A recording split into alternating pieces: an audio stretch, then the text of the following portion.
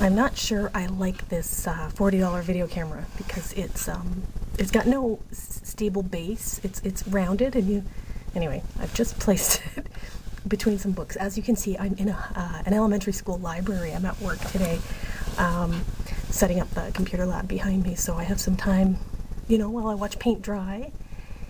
And I thought I would do a video about self-esteem today because one thing I guess I was just blessed with, I don't know, is I have pretty good self-esteem. I like myself. I don't think I'm fat. I don't think I'm ugly. I don't think a lot of things that I think a lot of women specifically, but people think about themselves. I think a lot of people look in the mirror and they see what's wrong, but I tend to look in the mirror and see what's right. So again, I don't know how I wound up this way, other than, as you saw in maybe a previous video, I grew up with a mother who really loved me. I think that makes a big difference. I grew up in an era where a lot of information was available to me. Like, I read a lot as a kid, and I was really, really immersed in, crazy books and fiction and stories and imaginary worlds when I was a kid. I had a very rich inner life when I was a child. I didn't spend a lot of time worrying about the physical at all. So, I know kids who grew up, they wanted a dress or something, or they would throw a fit if they would want certain outfits. I never cared about clothes. I don't even remember the clothes I wore as a child, but I remember the books I read as a child, which is kind of interesting. I don't ever remember anybody giving me grief, anybody in my immediate family or anybody who was in charge of me, giving me grief about the way I looked, or telling me I should look different, or I should, do my hair different, or if I looked this way, boys wouldn't like me, or I don't remember getting those messages as a child and as a teenager, so that's good. As I did say in a previous video, I did grow up with a sister who was very, very preoccupied with the way she looked, and if anything, that just taught me I didn't want to be like that. I just saw her, I would see her stare in the mirror for hours and hours and put on makeup and do her hair and change her hair, and we had some teenage moments, I guess, where I remember in grades, she would have been in grade 8, I would have been in grade 7, or she would have been in 7, I would have been in 6. This was way back in the 80s. I remember she was in love with Van Halen and heavy metal, which was then heavy metal, and I was in love with Thompson Twins, who was new wave, and we would sit in our room and paint our nails with like liquid paper, and she had red and blue nail polish, and white was our liquid paper, and we would do like flags on our nails and stuff like that. But it was very creative, and it was less to do with looking conventionally pretty and more to do with just having fun. As I grew up, I vaguely remember, do I ever remember anybody commenting on the way I looked?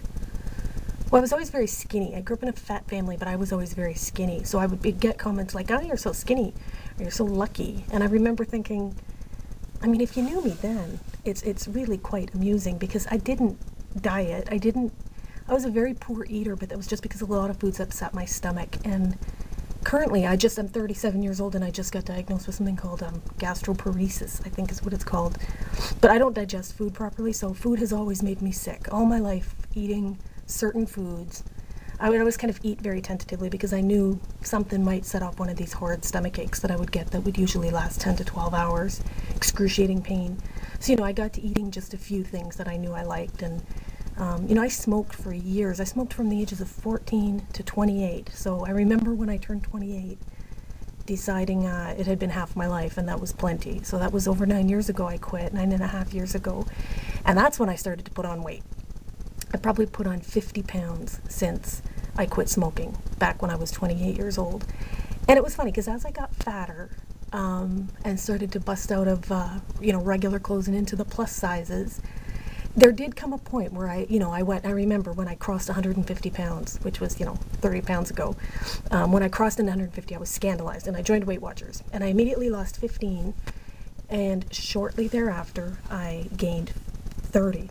So it just goes to show you, you lose 10, you gain 20, you lose 20, you gain 40. So around that time, I remember, being disappointed in myself, and then somehow, again, being blessed to luck into a family. My sister is what we call a fat activist. She does not believe in dieting, and she believes that there's nothing wrong with being fat. And I've sort of adopted that attitude over the years. I really, we live in a very fat society as a result of frankenfood and genetically modified foods and hormone-injected foods, and, so much processed crap and such a sedentary lifestyle. I do computers for a living. I'm not walking around that much. I walk around a bit on my job, but a lot of people are, desk jockeys and, don't have the freedoms to move around like, we would have maybe 40 or 50 years ago on jobs. And, when you went to the file cabinet and filed or stuff like that. I used to shelve books, actually, come to think of it. I used to work in libraries for most of my life. Anyway, as I gained weight and got a little bit upset about that and then discovered fat activism, I remember thinking, the greatest, most revolutionary thing you can do. Oh, because you hear women talk about that last 10 pounds or, oh, I'd only be happy if I lost 10 or 20 pounds. Because sometimes I think I would be happier if I lost 20 pounds. But I wouldn't, because shortly thereafter, I would gain 40. It's true. It's happened before. It would happen again. Any time in my life I've ever lost weight, I've always gained back double. So I remember thinking it would be a very revolutionary idea to just accept yourself the way you are, to love myself as I am. Doesn't matter if I'm 500 pounds. Doesn't matter if I'm ugly as sin and everyone laughs at me. Doesn't matter if I have a really big nose and yellow teeth. It doesn't matter if I'm hairy. Now that's interesting, because one of my very first recollections of being mocked physically was in grade 9, I believe. In high school, I had to wear a school uniform, and it included a white shirt, a white collared shirt. And I didn't shave my pits, believe it or not. This was back when I was 14, and partially because I didn't really know I had to, and I was a little bit of a tomboy. It wasn't a political statement at the time. I just didn't shave. And I remember raising my hand in class one day to ask a question, and I guess the shirt gapped.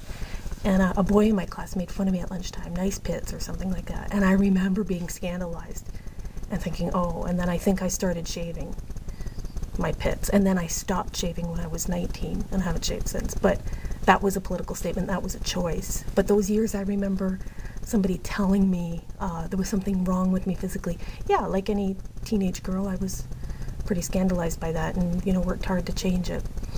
But then as I made a conscious choice not to shave, and a conscious choice not to diet, and a conscious choice not to wear makeup or, wear flattering clothing. I don't believe in the beauty myth. I don't believe in the fascist beauty standards that you have to look a certain way. There's only one way to look, and that's this way. And no, I look this way. Sorry if you don't like it. It's not, it's not that different. I still have 2 eyes, a nose, a mouth. I'm not like a, monster face or anything like that. I still have, a relatively normal human body. I'm knock-kneed, whatever. I have hair on my legs, so do a lot of other people, so do men. I got a bunch of tattoos when I was younger, so, you make your bed, you lie in it. It's okay. This is the body I was born with, and this is what I've done with this body since I was born with it, and I like it. I like it fine. I can walk, I can talk, I have a brain. I think a lot of it has to do with being grateful for what you have. I think that's the long and short of it. I think self-esteem comes from really, really being happy with what you have instead of focusing on the things you don't have, because that will make you crazy. And also gratitude journaling really helped me. Over the years, I put 5 things that I'm grateful for in my blog every day since like 2001. And that is really, really powerful stuff, because it really does over time force you to focus on grateful attitude, a grateful attitude, and focusing on what you have to be grateful for, not what you want or what you think you should have, but what you do have. And you do that often enough, and you really do change. You really do. I always had pretty good self-esteem. I've had, I guess, ups and downs over my life, but not much for the, for the average person. I would have to say I've been very lucky, very blessed, and I'm very grateful that I don't think less of myself. I think I'm a good person. I know I'm a good person. I think I'm a smart person, and I know I'm a smart person, and it doesn't matter how I look. The fact that I'm good and I'm smart is good enough for me, and I like those qualities in people, and I would want a friend like that. So that's all I can do. I wouldn't want a pretty friend, or that doesn't mean it. I mean, not pretty or ugly. I mean, it doesn't matter. Conventionally pretty, conventionally ugly, growths on the face, monsters, whatever, deformations. Doesn't matter how you look. And it's weird because we live in a society that is so fixated on looks and fashion, and I just never got on that bandwagon. And I think it's kind of deadly. Once you get on it, it's hard to get off of it. So I'm very glad I never got on it. That is my video for today, March 17th, 2010. I hope you have a great day. Bye-bye.